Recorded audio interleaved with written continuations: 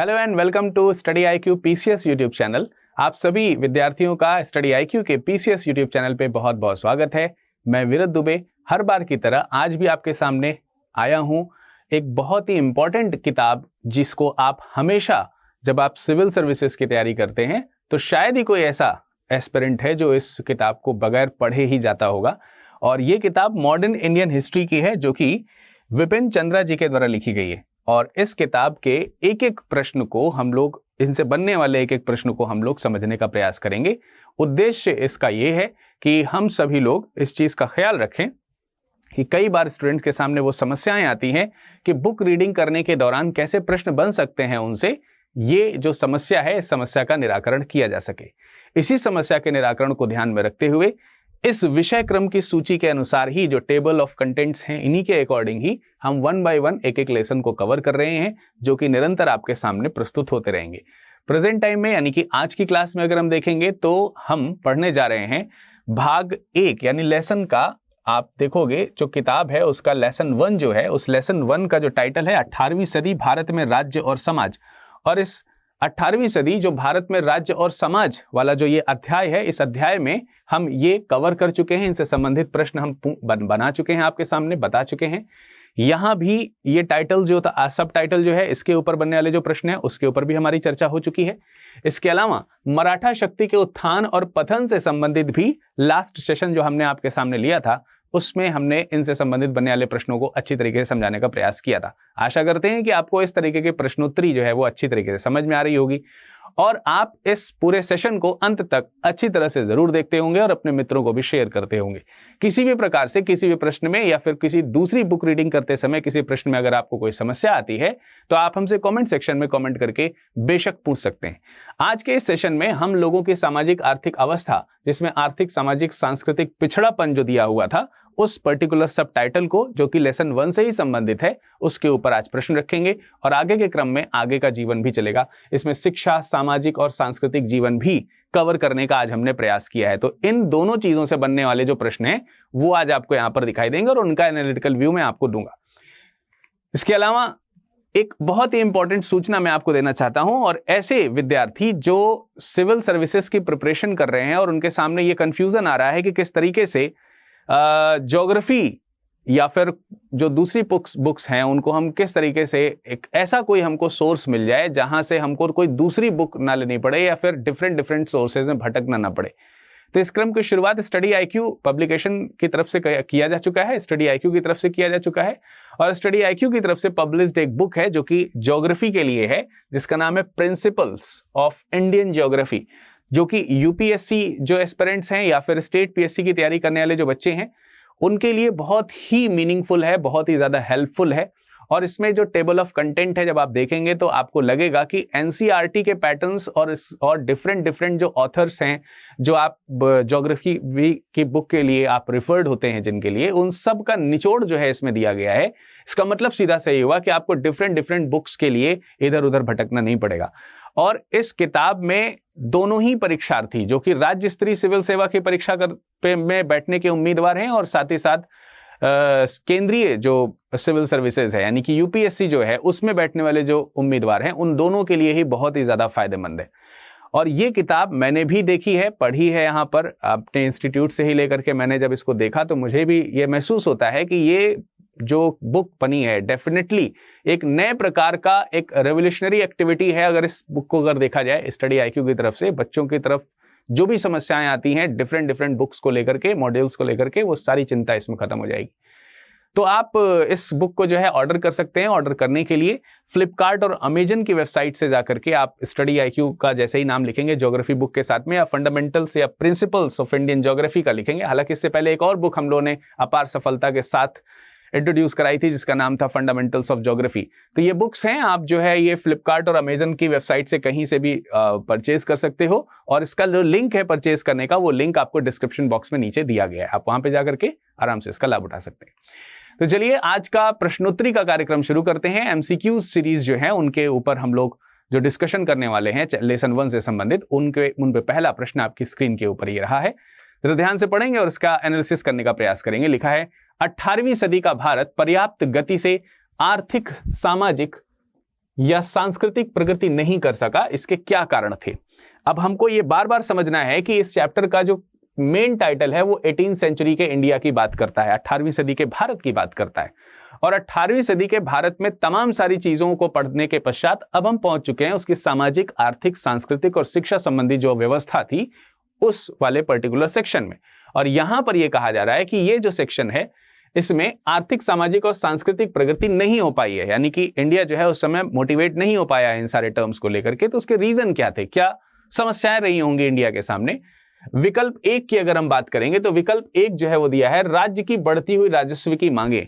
यहां पर राज्य का मतलब प्रांतों से है, डिफरेंट जो प्रोविंसेस के जो जमींदार थे या फिर कह सकते हैं सामंत हुआ करते थे, या कहीं पर कुछ लोगों की गवर्नरशिप्स हुआ करती थी, और जो केंद्रीय राज्य भी अलग अलग रजवाड़ों में जो बटे हुए थे, उन सब के द्वारा डेफिनेटली अपना राजकोष भरने की एक होड़ सी मची हुई थी। और इस होड़ में सभी राज्यों को एक तरीके से देखा जा सकता है कि वो इस मांग में बहुत आगे थे। तो जो रेवेन्यू कलेक्ट करने की, डिमांड कलेक्ट करने की जो ये होड़ है, उसने कहीं ना कहीं ये जो सामाजिक और सांस्कृतिक गतिविधियां हैं इसको दुरूह स्थिति में पहुंचा दिया है। स्वाभाविक सी बात है, जब आप जरूरत से ज्यादा मनी अर्निंग की ओर चलते हो तो अपने जो कहीं ना कहीं नैतिकता है उसको आप होने लगते हैं। समाज हो या फिर ये व्यक्तिगत बात हो, दोनों पर यह समान रूप से लागू होती है। तो यहां पर यही कहा गया है कि सांस्कृतिक प्रगति नहीं हो पाई। तो डेफिनेटली पहला वाला जो रीजन है हमको लगता है कि ये बिल्कुल सही है। राज्यों की बढ़ती हुई राजस्व की मांगे जो है वो यहाँ पर बिल्कुल सही समझ में आती हैं। इसके अलावा जो तमाम सारे अफसर्स हैं, यानी कि केंद्र सरकार हो या फिर प्रांतीय गवर्नरशिप हो, उसमें तमाम सारे छोटे मोटे अफसर हैं, राजस्व वसूल करने वाले जो अधिकारी हैं, दंडाधिकारी हैं, इसके अलावा तमाम क्षेत्रीय अधिकारी हैं, पंचायतों के सदस्य हैं, ये सब जो है अपनी जो भी उनको पावर मिलती थी उन पावर्स का इस्तेमाल करते थे आम जनता को परेशान करने के लिए। और इन सब चीजों का भी प्रभाव जो है वो पड़ता ही था समाज पर। इससे उसकी संस्कृति और आर्थिक और सामाजिक प्रगति कहीं ना कहीं रुकावट में आई है। लगान के ठेकेदार। अब देखिए, जब हम मुगल व्यवस्था में देखते हैं तो अंतिम मुगल शासकों की तरफ जैसे जैसे बढ़ते जाते हैं, तमाम सारे मुगल शासकों ने इस प्रकार की प्रोपेगेंडा को चलाया है कि हम एक काम करेंगे। हालांकि दिल्ली सल्तनत के कई सुल्तानों ने भी शुरू किया था कि लगान वसूल करने के लिए उन्होंने ठेकेदार रख रखे थे कि भाई ये ठेकेदारी है और इसको ठेकेदारी पे दे दिया जाएगा, और उसके बाद लगान वसूलने के लिए जो एक अधिकारी है वो रख दिया जाएगा और वो लगान वसूल करके लाएगा, इसके बदले में वो जो है कर लेगा, और वो कर जो है वो अपने पास रखेगा। अब वो कर कितना भी हो उससे राजा का कोई लेना देना नहीं है, लेकिन राजकोष में जितना धन उसे ला के देना है वो ला करके दे दे बस। तो इस तरीके से अत्याचार और ज्यादा बढ़ गए। तो इस तरीके से ठेकेदारों और जमींदारों की जो लिप्सा है या लूट खसोट है आम जनता के प्रति, वो भी बहुत ज्यादा बढ़ गई। तो ये तीनों ही कारण हमको स्पष्ट समझ में आते हैं कि 18वीं सदी की जो आर्थिक, सामाजिक, सांस्कृतिक प्रगति है उसको रोके रखने के ये तीनों कारण हैं। और इसके अलावा भी तमाम प्रकार के कारण हैं, जैसे कि अशिक्षित होना। हालांकि अशिक्षा किस दृष्टिकोण से हम देखते हैं कि अगर हम भारतीय दृष्टिकोण से देखेंगे तो भारतीय उतने ज्यादा अशिक्षित नहीं है, लेकिन अगर हम यूरोपीय दृष्टिकोण से देखना शुरू करेंगे या फिर एडवांसनेस ऑफ एजुकेशन की अगर हम बात करेंगे तो उस दृष्टिकोण से भारतीय इस पर्टिकुलर 18वीं सेंचुरी में पिछड़े हुए हैं। तो ये भी एक कारण हो सकता है उस समय की सांस्कृतिक, सामाजिक या आर्थिक स्थिति के पिछड़े होने का। तो इस पर्टिकुलर क्वेश्चन का सही आंसर क्या हो जाएगा? ऑप्शन नंबर डी, यानी कि सारे आंसर सही हैं। आपके सामने आंसर इसका कौन सा सही हो गया? डी सही हो गया। तो पहला प्रश्न आपको क्लियर। चलिए चलते हैं अगले प्रश्न की ओर। नेक्स्ट क्वेश्चन आपके सामने स्क्रीन पर है। निम्नलिखित कथनों पर विचार करना है। दो कथन यहां पर दिए हैं, कथन 1 और कथन 2। इन दोनों पर विचार करना है और कूट में आपको बताना है, यानी कि ये जो ABCD ऑप्शंस दिए हुए हैं यही कूट है, आपको बताना है कि कौन सा सही होगा। तो पहले पहला कथन पढ़ते हैं। यानी दोनों कथनों में से हमको ये जस्टिफाई करना है कि क्या दोनों सही हैं या दोनों में से कोई एक सही है, तो कौन सा वाला सही है वो उत्तर होगा, या फिर दोनों गलत है। तो लिखा है 18वीं सदी के दौरान भारतीय कृषि, ठीक है, 18वीं सदी के दौरान, ये अंडरलाइन करने की जरूरत ही नहीं है फिलहाल इस चैप्टर में, लेकिन जब आपके एग्जाम में आएगा तब आप इसे अंडरलाइन करिएगा। और ये अंडरलाइन मैं प्रश्न में क्यों करता हूं? क्योंकि जब आप क्वेश्चन का आंसर दे रहे होते हैं तो आपको श्योर होना पड़ता है कि किस कॉन्टेक्स्ट में ये बात करी गई है, किस रिस्पेक्ट में ये बात करी गई है, कौन सा टाइम पीरियड है, किस प्रकार का रेंज चल रहा है, साम्राज्य किस प्रकार का चल रहा है। ये सब चीजों का बड़ा प्रभाव पड़ता है इन प्रश्नों का उत्तर देते समय। तो आपको ये ध्यान ही रखना है कि किस संबंध में ये प्रश्न किया जा रहा है। तो ये संबंध है 18वीं सदी का। तो 18वीं सदी के दौरान भारतीय कृषि, अब यही कह दिया जाए 21वीं सदी के दौरान भारतीय कृषि, तो प्रश्न का नेचर बदल जाएगा, इसलिए अंडरलाइन करना जरूरी है। पर क्योंकि हम लगातार 18वीं सदी के बारे में ही पढ़ रहे हैं तो ये ऑलरेडी अंडरस्टूड है कि 18वीं सदी की बात हो रही है। तो 18वीं सदी के दौरान भारतीय कृषि तकनीकी रूप से पिछड़ी हुई और जड़वत थी। क्या यह कथन सही है या नहीं? 18वीं सेंचुरी के दौरान भारतीय कृषि तकनीकी रूप से निश्चित रूप से पिछड़ी हुई थी और जड़वत थी, क्योंकि उस समय के जो किसान थे ना, या उस समय का जो भारतीय किसान है, वो भारतीय किसान अपडेटेड नहीं है यूरोपियन टेक्नोलॉजी से। यूरोपियन यानी कि यूरोपीय टेक्नोलॉजी जो है एग्रीकल्चर की, उससे परिचित नहीं है। या फिर यूं भी कह सकते हैं, आप जब बुक रीडिंग करेंगे तो आपको एक और फेज उसमें समझ में आएगा, और वो ये है कि शायद वो किसान इस टेक्निक से रूबरू होना ही नहीं चाहते थे, यानी कि अपडेट होना ही नहीं चाहते थे। उनको जो परंपरागत कृषि का जो तरीका था वही जो है अच्छा भाता था। लेकिन यहां इससे समस्या ये आती थी कि एग्रीकल्चर में एडवांसनेस अगर लेके आएंगे तो प्रोडक्शन जो है वो बढ़ जाएगा और इजी हो जाएगा आपकी इकोनॉमी डेवलप होने में। लेकिन किसानों को उस समय ये समझ में आता था कि ये बात बिल्कुल सही है कि उत्पादन बढ़ने से इकोनॉमी तो बढ़ेगी, यानी आर्थिक स्थिति तो सुधरेगी, लेकिन कृषि का उत्पादन बढ़ाने के लिए हमें कठिन मेहनत करनी चाहिए। तो उस समय के किसान आधुनिकता को अपनी कठिन मेहनत से मात दे देते थे और उत्पादन में ट्रिमेंडस वे में, अगर देखा जाए, आश्चर्यजनक तरीके से बढ़ोतरी लेकर के आते थे। 18वीं सदी के किसानों की टेंडेंसी है उस समय की। किसानों ने उत्पादन क्षेत्र में करिश्मे दिखाए। यही मैं बताने का प्रयास कर रहा हूं कि वो अपनी मेहनत से करिश्मे दिखाते थे, और वो चीज जो टेक्नोलॉजी से यूरोपियन कल्चर में एग्रीकल्चर होता था, वो यहां पर वो मेहनत से ही उगा लिया करते थे। तो इस तरीके से करिश्माई प्रदर्शन तो उनका रहा, लेकिन दुर्भाग्यवश उन्होंने परिश्रम के अनुरूप उन्हें फल नहीं मिल पाया। और ये वाला स्टेटमेंट भी बिल्कुल सही है। इस संदर्भ में अगर हम देखेंगे तो हमें पता चलेगा कि ये दोनों ही कथन सही हैं। इसका मतलब ये हुआ कि कथन 1 और कथन 2 दोनों सही हैं, और इसका करेक्ट आंसर क्या हो जाएगा? Option number C. I hope कि आपको ये पॉइंट समझ में आ रहा होगा। ठीक है, देखिए, केवल प्रश्न का उत्तर ही नहीं ढूंढना है, उसके आसपास का एनालिसिस भी हमको समझना है कि उस समय के किसान क्या सोचते थे, और ऐसा क्यों सोचते होंगे ये आप सोचिएगा कि आखिर क्या ऐसी वजह होती होंगी कि एडवांस टेक्नोलॉजीज को लेकर के यूरोपियन यहां आए हैं, बट इंडियंस उसे एक्सेप्ट नहीं कर रहे हैं, ऑल्दो उसको मात दे रहे हैं अपनी एक कठिन मेहनत से, और उतना या उससे अधिक प्रोडक्शन करके दिखा रहे हैं। तो एक ओवरव्यू में तो हमें यही समझ में आता है कि एडवांसनेस की उन्हें जरूरत नहीं थी, लेकिन क्वेश्चन यही बनता है कि जब एडवांसनेस थी तो कठिन मेहनत की जरूरत क्यों पड़ रही थी किसानों को? इस पर विचार आप करिएगा। विपिन चंद्रा की किताब आपको इस प्रश्न का उत्तर देगी। यदि अगर आप इस प्रश्न को अपने किताब में खोजेंगे तो आसानी से आपको मिलेगा, और उसका उत्तर भी आपको वहां मिलेगा। हालांकि मैंने बताया है अभी अभी, अगर कुछ लोगों को समझ में आया होगा तो वीडियो रिपीट करके देखिएगा, मैंने इस प्रश्न का उत्तर थोड़ी देर पहले दिया ही है।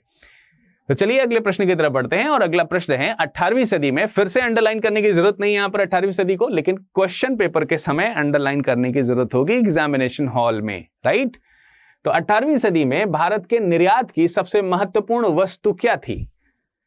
देखिए, ये वो सेंचुरी है या वो समय है जिस समय भारत को निश्चित रूप से, अगर हम कृषि की बात करते हैं, तो कृषि क्षेत्र में बहुत अधिक जो है उसे आयात नहीं करना पड़ता था। बात आयात की यहां पर कर दी मैंने, इंपोर्ट की कर दी, लेकिन क्वेश्चन जो है वो एक्सपोर्ट के लिए पूछ दिया गया है। तो भले ही भारत को विदेशियों से या तमाम सारे देशों से बहुत सारी चीजें जो कृषि प्रधान, क्योंकि भारत देश था, तो इसे एक्सपोर्ट नहीं करना पड़ता था, या ऐसी चीजें जो पारंपरिक रूप से हम अपने घर में बुनियादी स्ट्रक्चर जो हमारा था उसको हमें बाहर से नहीं आयात करना पड़ता था, तो हमारा जो विदेशी व्यापार है इस मामले में तो आगे नहीं था। लेकिन क्वेश्चन ये किया जा रहा है कि जो चीज हम यहां पे बनाते थे, तो ऐसी कौन सी चीज थी जिसका हम निर्यात करते थे बहुत ज्यादा मात्रा में? पहले बात करी जा रही है हाथी दांत और दवाओं की। देखिए, आपको यहां पर 18वीं सदी में यह पता चलेगा कि हाथी दांत और दवाओं का हम लोग आयात करते थे, इंपोर्ट करते थे, एक्सपोर्ट नहीं करते थे। इसका आयात किया जाता था अफ्रीकन कंट्री से, अफ्रीका वगैरह से, ठीक है? तो इसका तो इंपोर्ट हो रहा है, ठीक है, इसका इंपोर्ट हो रहा है। और यहां पे बात हो रही है निर्यात की, यानी एक्सपोर्ट की। एक्सपोर्ट के मामले में हम कॉटन टेक्नोलॉजी जो हमारी है वो बहुत ही, मतलब पूरे यूरोप में कह सकते हैं, या फिर यूरोप शब्द छोटा पड़ जाएगा, हम अगर पूरे विश्व की बात करें तो 18वीं सेंचुरी, लेटर 17वीं सेंचुरी और अपकमिंग जो 19वीं सेंचुरी है, ये वो पूरा रीजन है लगभग 150 सालों का, जिसमें यूरोप और अन्य विश्व के देशों में भारत के कपास और कपास से निर्मित जो प्रोडक्ट थे और जो सूती वस्त्र थे स्पेशली, उनका बहुत डिमांड था, और ये बहुत बड़ी मात्रा में एक्सपोर्ट किए जाते थे। That is the reason why कि अंग्रेज हमारे यहां पर इस पूरी इंडस्ट्री पे काबू करना चाहते थे। सूरत उनका पहला टारगेट था इसी उद्देश्य से, अगर देखा जाए तो। ऐसे तमाम सारे भारत में राज्य थे, उत्तर भारत के कई सारे राज्य आपको मिलते हैं जो कि सूती वस्त्र उद्योगों के लिए बहुत ही ज्यादा फेमस थे। भड़ौत जो है वह अहमदाबाद का, वो भी बहुत फेमस था इन सब मामलों में।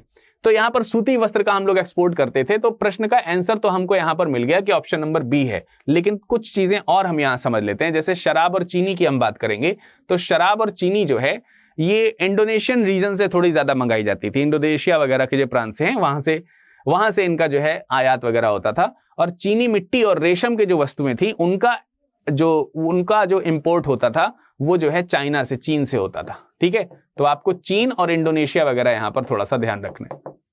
Indonesia, right. तो ये क्वेश्चन ये आप देखेंगे, बाकी के 3 जो ऑप्शंस आपके सामने हैं, ये बाकी के 3 ऑप्शंस जो हैं ये ए, सी और बी, ये इंपोर्ट करने की बात करते हैं, जबकि क्वेश्चन में एक्सपोर्ट की बात करी गई और एक्सपोर्ट करने में हम माहिर थे, जो कि हमारे यहाँ सबसे ज्यादा कृषि के रूप में देखा भी जा सकता था, मेहनत भी करते थे इस सेक्टर में। ठीक है, तो सूती वस्त्र इसका सही आंसर। अगला प्रश्न है 18वीं सदी में गैर उपनिवेशवादी, अब यहां पर अंडरलाइन करने की जरूरत है, गैर उपनिवेशवादी। ब्रिटिशर्स के आने पे कॉलोनाइजेशन जो है वो बढ़ा है, उपनिवेशवाद बढ़ा है, लेकिन 18वीं शताब्दी में गैर उपनिवेशवाद यानी जहां पर ब्रिटिश कॉलोनीज नहीं हैं वहां की बात करी जा रही है। तो गैर उपनिवेशवाद के दौर में भारत में आंतरिक और विदेशी व्यापार यानी कि इंटीरियर ट्रेड और एक्सटीरियर ट्रेड जो है यानी कि फॉरेन ट्रेड जो है उन दोनों के रिस्पेक्ट में बात करी जाए, काफी नुकसान उठाना पड़ा। और इस विषय के प्रमुख कारण क्या थे, यानी इस नुकसान के प्रमुख कारण क्या थे कि 18वीं सदी के गैर उपनिवेशवादी भारत में आंतरिक और विदेशी व्यापार जो है उसमें काफी नुकसान हुआ। तो ये नुकसान क्यों हुआ, ये ऑप्शंस में आपको पहचानना है। तो इसके लिए 2 कथन दिए गए हैं। पहला कथन है लगातार लड़ाई और अनेक इलाकों में कानून व्यवस्था भंग हो जाने के कारण देश में आंतरिक व्यापार को हानि पहुंची और अनेक व्यापारिक केंद्रों को, दूसरा पॉइंट है, अनेक व्यापारिक केंद्रों को सत्ता के दावेदारों और विदेशी आक्रमणकारियों ने लूट लिया। यही वो तो समय है जब नादिर शाह ने भारत पर आक्रमण किया, यही तो वो समय है जब जाटों ने जो है उत्तर भारत पर आक्रमण किया है। तो इस तरीके से कई सारे रीजंस, मराठाओं की तरफ से अगर देखा जाए तो नॉर्थ वेस्ट प्रोविंस में जो आपका गुजरात रीजन है उस पर काफी लूटपाट करी गई। तो तमाम सारे मतलब उस समय तो एक कंडीशन ये भी आ गई थी कि जो हमारे शाही मार्ग हुआ करते थे, शाही मार्ग का मतलब अगर हम उस समय देखें तो भारत की राजधानी में आगरा और दिल्ली चीजें, भारत की राजधानी का मतलब जो केंद्रीय सत्ता है उसकी बात करी जा रही है, आगरा और दिल्ली को जोड़ने वाले जो रास्ते हुआ करते थे या जो मेन राजमार्ग हुआ करता था उस पर भी लूट हो जाती थी, तो ये तो असुरक्षित था पूरी तरीके से। लगातार लड़ाइयों और अनेक इलाकों में कानून व्यवस्था भंग हो जाने के कारण देश के आंतरिक व्यापार को हानि पहुंची। आपने देखा ही होगा कि जब कभी भी युद्ध की स्थिति होती है, जैसे आपने देखा कि अभी 2 देशों के बीच में युद्ध की स्थिति बहुत गंभीर थी और ये दोनों देशों के नाम वेल नोन है। स्वाभाविक सी बात है कि जब भी कभी किन्हीं देशों में युद्ध की स्थिति बनती है, चाहे वो आंतरिक युद्ध हो या फिर किसी बाह्य आक्रमण का प्रभाव पड़ता हो, तो वहां की आर्थिक व्यवस्था और व्यापारिक व्यवस्था जो है वो बहुत ही ज्यादा चरमरा जाती है। उसका रीजन ये है कि सारा का सारा इकोनॉमी जो है वो हमारा युद्ध जीतने में लगने लगता है और यदि अगर उसमें खास तौर से हानि या नुकसान उठाना पड़े तो और भी ज्यादा दिक्कत हो जाती है। तो ये दोनों ही कारण अगर देखा जाए तो लगातार लड़ाई तो हो ही रही थी, अपने राज्य का वर्चस्व बनाए रखने के लिए लगातार लड़ाई हो रही थी, यानी कि पहला स्टेटमेंट सही है। और दूसरा जो है तमाम सारे जो व्यापारिक केंद्र हैं उनको सत्ता के दावेदारों और विदेशी आक्रमणकारियों ने लूट लिया था। यानी जो ये चाहते थे कि हमारा ही आगे प्रभाव हो और जो विदेशी आक्रमणकारी हैं जैसे नादिर शाह का ही मैंने एक एग्जाम्पल अभी आपको दिया, इन सब लोगों ने बहुत लूटा, दिल्ली इत्यादि को, दिल्ली को, आगरा को, ये सब बहुत सारी जगह हैं जहां पर लूटपाट करी गई उन समयों में। जालंधर का इलाका है, पूरा जो है पंजाब का रीजन है, लाहौर का रीजन है, ये सब लूटपाट करके एकदम बर्बाद कर दिए गए। तो पहला कथन भी सही है और दूसरा कथन भी सही है, इस नाते ऑप्शन नंबर सी जो है वो आपका करेक्ट आंसर होना चाहिए और ऑप्शन नंबर सी ही आपका करेक्ट उत्तर है। ठीक है, प्रश्नों का नेचर समझ में आ रहा है। ये सारे प्रश्न आपको बुक से मिलेंगे और इनके एक्सप्लेनेशन को जो मैं बता रहा हूं ये आपके कंठस्थ हो रहे होंगे और अब जब आप बुक रीडिंग करोगे ना तो आपके दिमाग में किताब बिल्कुल छप जाएगी। और यही तो करना है, स्टडी आईक्यू आपको यही सिखाना चाहता है कि किताब में लिखी हुई एक एक बात आपको किस तरीके से आपके दिमाग पर छप जाए, जिससे कि आप आसानी से इतिहास को समझ सकें, एनालिसिस कर सकें, उसके बाई क्वेश्चंस बना सकें, उनके कारणों और तर्कों को जान सकें। इतिहास भी गणित की तरह तर्क पर आधारित हो सकती है यदि अगर आप उसको समझना चाहें तो।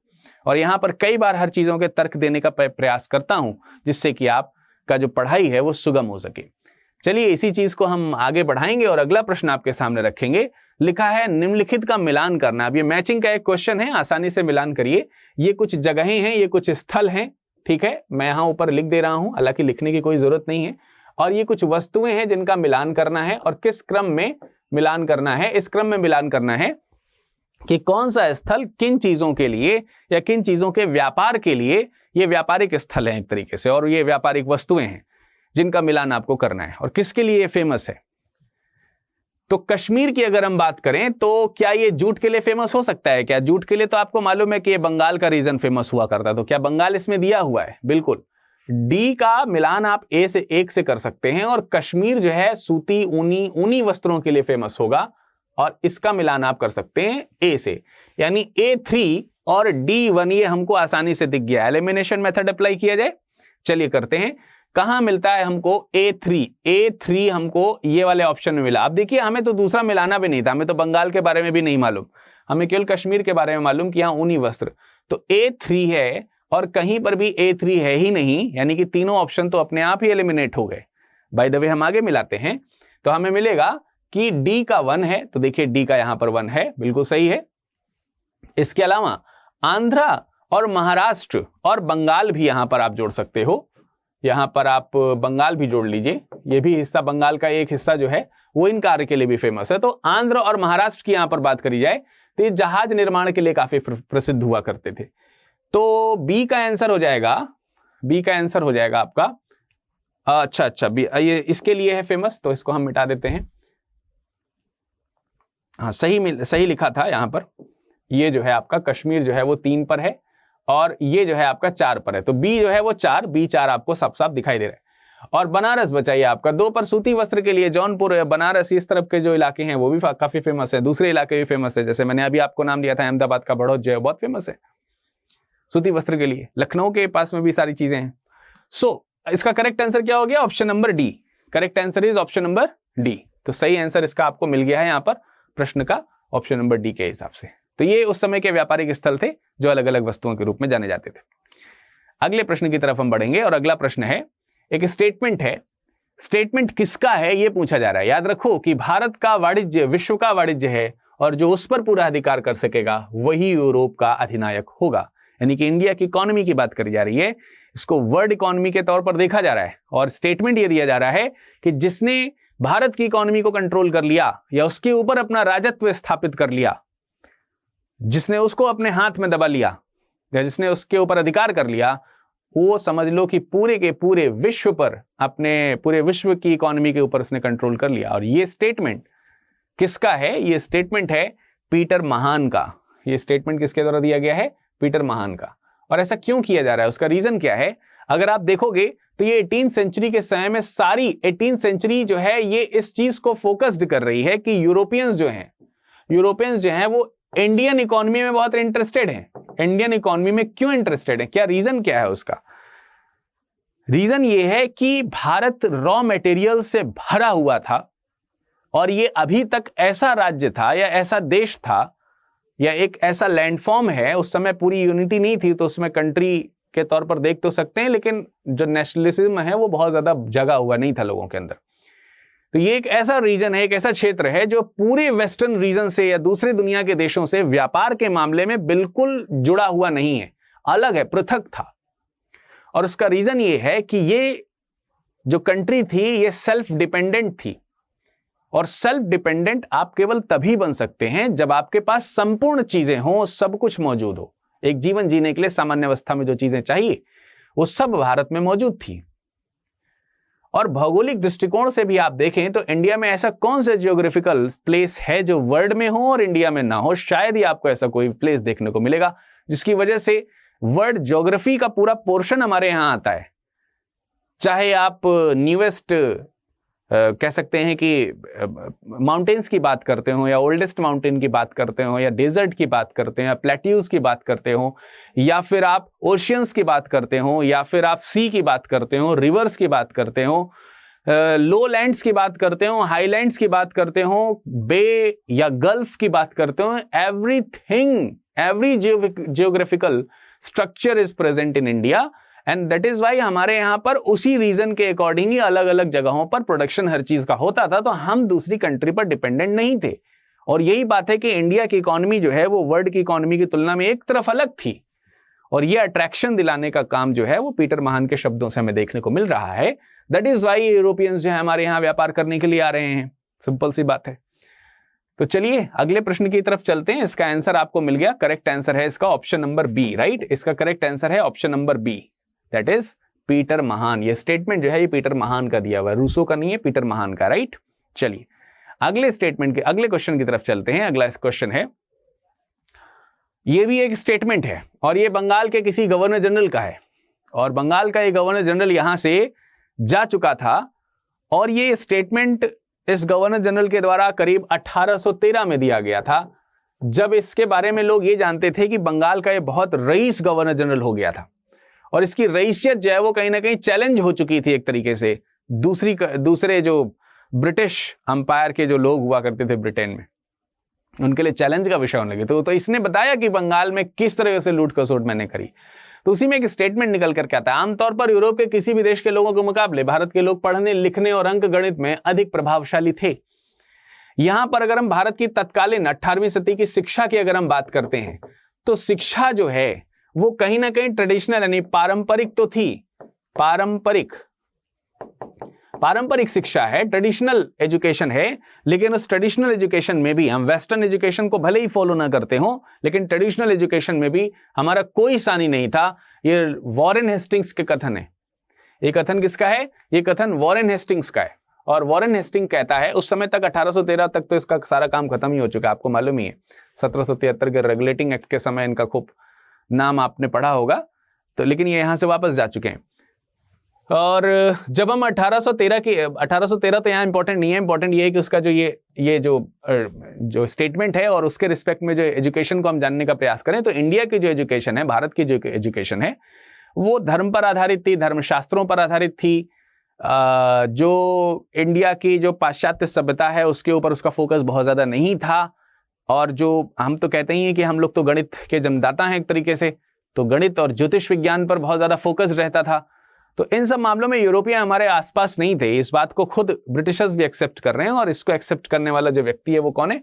Warren Hastings. और ये सारे बंगाल के गवर्नर जनरल अलग अलग समय में दिए हुए, ठीक है, ये अलग अलग समय के गवर्नर जनरल है। इस क्रम में हम अगले प्रश्न को समझने का प्रयास करेंगे। 18वीं सदी में भारत की शिक्षा व्यवस्था को ध्यान में रखते हुए, एजुकेशन के ऊपर फिर से एक क्वेश्चन पूछा जा रहा है, इसको ध्यान में रखते हुए निम्न कथनों पर विचार करना है।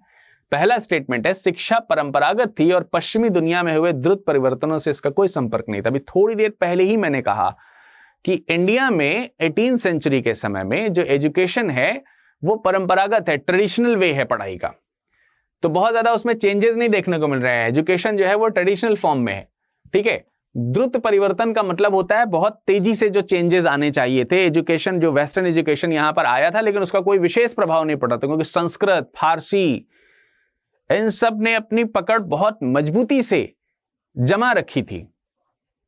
पाली प्राकृत का थोड़ा सा लोप जो है वो कम हो गया था, लेकिन हिंदी है, संस्कृत है और फारसी है, इन्होंने अपने जड़ बहुत गहरी तरीके से जमा रखे थे।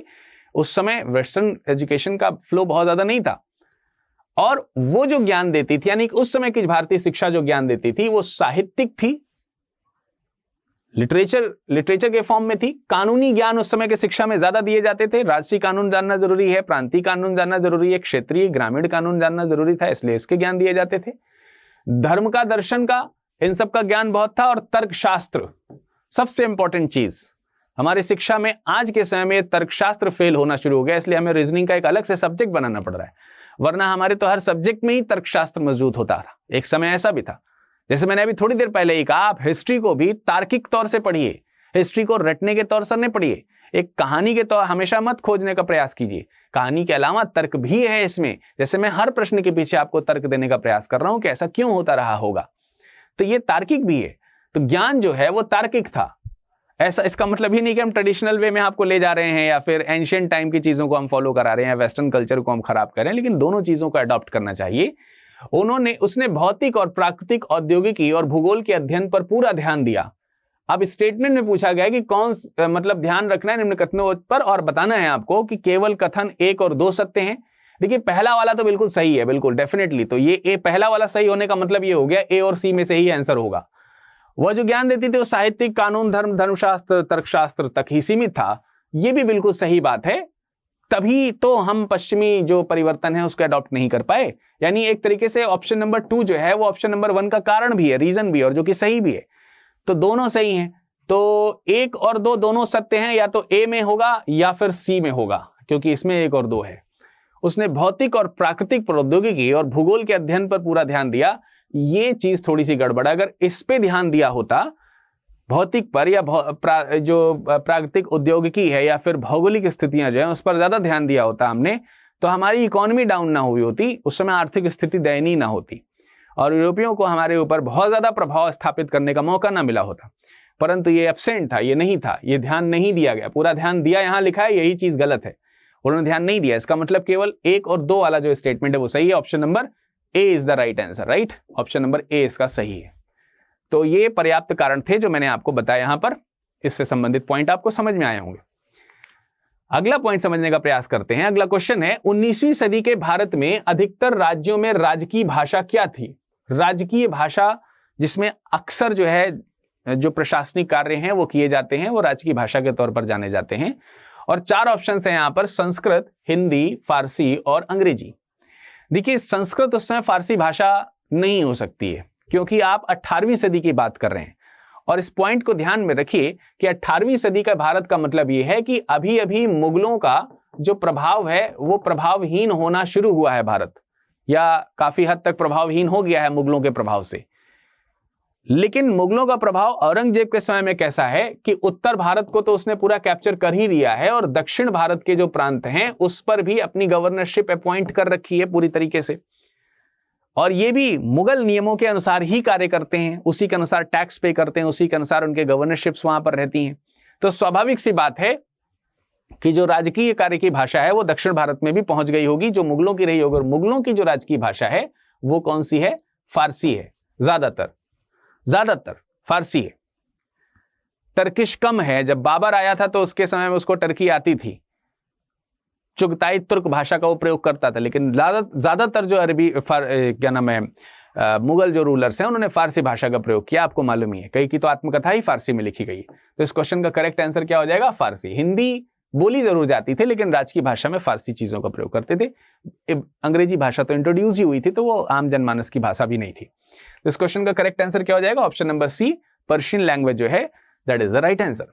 ठीक है, तो क्यों है ये राइट आंसर, ये भी मैंने आपको बताया। अगला प्रश्न है हमारे सामने, और वो ये है कि 18वीं सदी के भारत में सामाजिक एवं सांस्कृतिक जीवन कैसा था? यानी कि सोशल और कल्चरल लाइफ जो है वो 18th सेंचुरी की कैसी है? कल्चर जो है वो रिलीजन को कहीं ना कहीं रिप्रेजेंट करता है।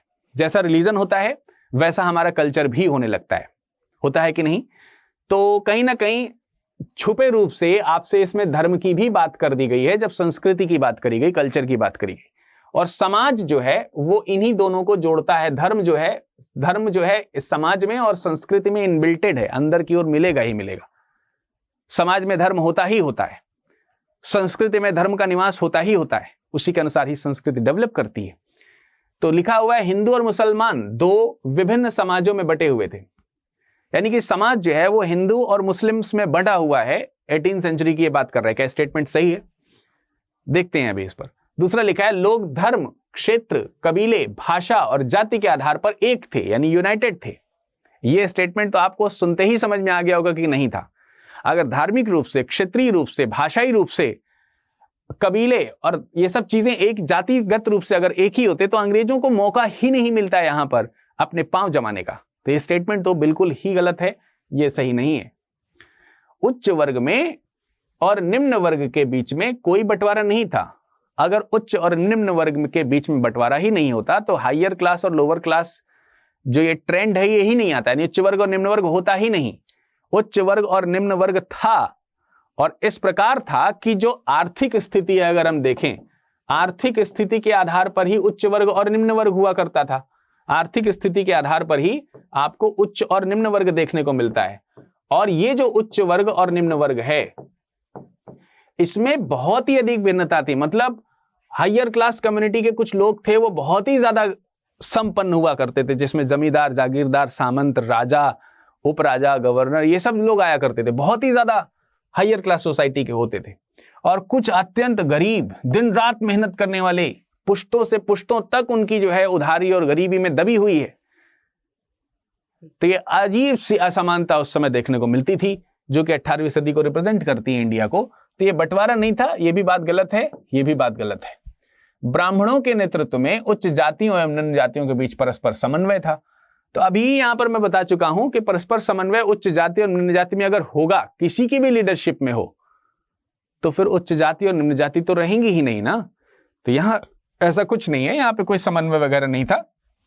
इनफैक्ट हिंदू समाज जो है 4 वर्णों में तो बटा ही हुआ था, लेकिन उन 4 वर्णों में भी डिफरेंट डिफरेंट क्लासिफिकेशंस थे, जिसमें से एक उच्च वर्ग तो है ही और एक निम्न वर्ग है। जैसे एग्जाम्पल के तौर पर ब्राह्मण की बात कर लेते हैं, तो एक गरीब ब्राह्मण है और एक अमीर ब्राह्मण है। अमीर ब्राह्मण गरीब ब्राह्मण को निम्न मान रहा है, ये बात है।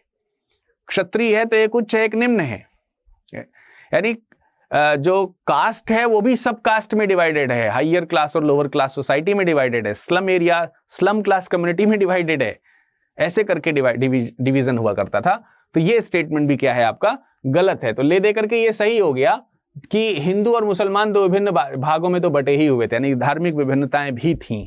समाज मुख्य रूप से हिंदू और मुसलमानों में ही बटा था। इसका करेक्ट आंसर क्या हो जाएगा? Option number A. Option number A सही है। ठीक, अगला प्रश्न है हमारा कि 18वीं सदी के सामाजिक और सांस्कृतिक स्थिति को ध्यान में रखते हुए उस समाज की महिलाओं की स्थिति कैसी थी? कथन है भारत की तरफ से एक, यत्र नार्यस्तु पूज्यन्ते रमन्ते तत्र देवता। जहां पर नारियों की पूजा होती है वहां पर देवताओं का वास होता है। स्त्रियों का यह सम्मान मुख्य तौर पर उत्तर भारत में देवी का स्वरूप प्रदान करते हुए तो किया ही गया है, लेकिन कई वेस्टर्न इकोनॉमिस्ट इस बात को भी एनालाइज करते हैं कि जिस जगह पर विमेन एजुकेशन या विमेन एम्पावरमेंट या फिर विमेन कंडीशन जो है वो बहुत अच्छी है, वहां की इकोनॉमी भी बहुत अच्छी होती है। ऐसा कई सारे विद्वानों का मत है। शायद हमारी प्राचीन सभ्यता भी इस चीज को मानती रही होगी, लेकिन बावजूद इसके भी इतना मानने वाला यह 18वीं सदी का समाज जो नारी को देवी का रूप तो देता है, लेकिन केवल 2 रूप में देखता है। मूल तौर से अगर हम उत्तर भारतीय राज्यों की बात करते हैं तो उत्तर भारतीय राज्य नारी को सम्मान के रूप से देखते हैं, और इतना सम्मान कि यदि अगर युद्ध भी हो जाए तो नारी के ऊपर हाथ नहीं उठाता कोई। इतना सम्मान कि नारी एक बड़ी भीड़ में भी जा रही हो तो अपमान भरी दृष्टि से उसे कोई कुदृष्टि से नहीं देखेगा। इतना सम्मान कि यदि नारी घर में अकेली हो तो किसी के भी आस पड़ोस के मन में उस कह सकते हैं कि असंयोगित स्थिति का दुर्गम लाभ उठाने का कोई दुस्साहस नहीं करना चाहता था, और न ही इस प्रकार के चीजें मन में लाते थे। ये दुर्व्यवहार और बलात्कार तो दूर की बातें हुआ करती थी 18वीं सदी में। नारी का ये सम्मान है, परंतु उसके बावजूद भी नारी का स्टेटस क्या होता था नॉर्दर्न रीजन में, अगर हम विशेष तरीके से देखें तो या तो उसे माता बन करके रहने के लिए प्रेरित किया जाता था, या फिर उसे एक आदर्शवादी पत्नी का रूप ही दिया जाता था, और यही नारियां सही होती थी जो आदर्श माता या पत्नी का रोल निभाती थी। इसका मतलब पेट्रियर्कल फैमिली थी बेसिकली। अगर हम नॉर्दर्न रीजन की बात करते हैं तो 18वीं सदी में भारत में परिवार की व्यवस्था पितृसत्तात्मक थी। रिप्रेजेंटेशन जो है फैमिली का वो एक पुरुष ही करता था, यानी पुरुषवादी समाज था मुख्य तौर से। इसके अलावा केरल यानी कि दक्षिण भारत का एक प्रांत ऐसा भी था जो मातृ प्रधान हुआ करता था। ये बिल्कुल बात सही है, यहां पर माताओं के ऊपर बहुत ज्यादा सम्मानजनक तरीके से माताओं का स्थान यहां पर भी है, लेकिन यहां पर्दा प्रथा नहीं होती थी और यहां की महिलाएं घर से बाहर जाती थी। पुरुषों की तरह बराबरी की हिस्सेदारी यहां की महिलाएं करती थी। तो ये एक बेसिक डिफरेंस भी हमको 18वीं सेंचुरी में केरल और उसके आसपास के इलाकों में देखने को मिलता है। उच्च वर्ग की महिलाओं को घर से बाहर काम नहीं करना होता था, बिल्कुल सही बात है। ये उच्च वर्ग में भी देखिए समाज कैसे बटा हुआ है कि अगर आप उच्च वर्ग की महिलाएं हैं, देखिए महिलाओं का शोषण भी अलग अलग तरीके से है। आप देखिए गरीब महिलाएं हैं तो उनसे काम लिया जाएगा, वो खेतों पे काम करने जाएंगी, वो मजदूरी करने जाएंगी, वो दूसरे जरूरी काम करने बाहर जाएंगी, तो काम के लिए शोषण किया जा रहा है, एक्सप्लॉयटेशन उनका हो रहा है। और उच्च वर्ग की महिलाओं का एक्सप्लॉयटेशन तो इसलिए हो रहा है कि आप काम नहीं करेंगी, घर के बाहर जाना ही नहीं है, कोई क्या कहेगा कि फलाने की औरत ये कर रही है, फलाने की स्त्री वो कर रही है। तो इस तरीके की जो झूठे ढोंग हुआ करते थे उसमें भी नारियों की दशा दयनीय और शोचनीय हो जाती थी, भले ही वो उच्च वर्ग की ही क्यों ना हो। पर्दा उत्तर भारत एवं दक्षिण भारत के उच्च वर्ग में प्रचलित था। अब इन सब चीजों के आधार पर हमने पहला, दूसरा और तीसरा स्टेटमेंट आपको बता दिया है, तो एक चौथा ही स्टेटमेंट है जो कि गलत साबित हो रहा है। देखिए, पर्दा जो है बेसिकली नॉर्दर्न रीजन जो है इसके लिए तो सही है उत्तर भारत में, लेकिन दक्षिण भारत में मैंने बताया ना, केरल में तो मातृ प्रधान समाज है, और मातृ प्रधान समाज होने का मतलब वहां पर्दा प्रथा कैसे आएगी? तो यहां की स्त्रियों की दशा ठीक है। ठीक है, तो दक्षिण भारत में पर्दा प्रथा उतनी नहीं है जितनी कि उत्तर भारत में आपको देखने को मिल रही है। और समाज में केवल ये बंटवारे जातिगत जो हैं और स्त्रियों की दशा जो सोचनी है, ये केवल किसी एक पर्टिकुलर धार्मिक समाज की नहीं है। हिंदू और मुस्लिम दो धार्मिक समाज है और दोनों में ही ये दुर्दशाएं स्त्रियों की देखने को मिलती रही। तो ये प्रश्न भी शायद आपको समझ में आया होगा। आशा करते हैं कि आज की प्रश्नोत्तरी के कार्यक्रम जो है वो आपको अच्छी तरीके से समझ में आए होंगे। उस समय के 18वीं समाज को समझने में आपकी ये पुस्तक भी बहुत सहायक होगी, और मेरे जो दिए गए एक्सप्लेनेशन है और स्टडी IQ का ये जो प्लेटफॉर्म है निश्चित रूप से आपको इन सब में सहायक होगा। और जो भी विद्यार्थी आज इस वीडियो को पहली बार देख रहे हैं, उनसे अनुरोध है कि ये सेशन हमेशा आपको मिलेगा बुक बेस्ड, या बुक बैंक जो है हमारी वो बुक बेस्ड स्टडी है। इसमें हम किताब तो आपको नहीं पढ़ा रहे हैं, ऑलमोस्ट उस किताब से बनने वाले जो प्रश्न है अल्टीमेटली उनका विस्तार हम आपको समझा रहे हैं। तो एक तरीके से अद्वितीय रूप से किताब को समझाने का प्रयास है, और ये निरंतर आपको मिलता रहता है। हर सुबह सोमवार से लेकर के शनिवार तक सुबह 9 बजे आपको ये मिलता ही रहता है, जिसमें प्रेजेंट टाइम में आप हिस्ट्री का ये किताब पढ़ रहे हैं जो कि विपिन चंद्रा जी की किताब है, और इसके अलावा आप सुभाष कश्यप जी की जो हमारा जो संविधान है और कॉन्स्टिट्यूशन जो है उसका रिवीजन कर रहे हैं, बुक बेस्ड स्टडी कर रहे हैं। इन सब चीज़ों के लिए स्टडी IQ के PCS YouTube चैनल पर एक्सक्लूसिवली ये प्रोग्राम है, आप इसको ज़रूर देखिए, अटेम्प्ट करिए इस शो को, आपको ज़रूर फायदा होगा। और किसी भी प्रकार की कोई शंका है, कोई क्वेरी है, आपके मन में कोई चिंता समाधान चाहते हैं, तो आप हमसे संपर्क कर सकते हैं स्टडी IQ के इस प्लेटफॉर्म पे। नीचे कमेंट सेक्शन में कमेंट करके हमसे प्रश्न पूछना ना भूलिएगा। किसी भी प्रकार की दिक्कत पढ़ाई में हो रही हो तो आप उसका समाधान वहाँ पर प्रदान किया जाएगा। स्टडी IQ में बने रहने के लिए आप सभी लोगों का बहुत बहुत धन्यवाद। आपका समय शुभ हो। धन्यवाद।